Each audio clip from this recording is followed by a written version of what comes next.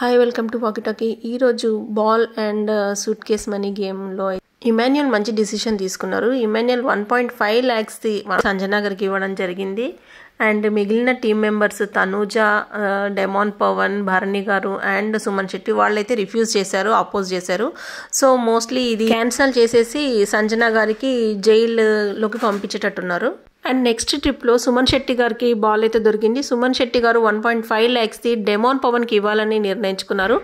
దానికి ఎక్సెప్ట్ బర్నీ గారు మిగిలిన 3 మెంబర్స్ ఎవరైతే ఉన్నారో వాళ్ళు యాక్సెప్ట్ చేయడం జరిగింది. సో 3 votes అయితే పడ్డాయి కాబట్టి డెమాన్ పవన్కి 1.5 lakhs వచ్చాయి.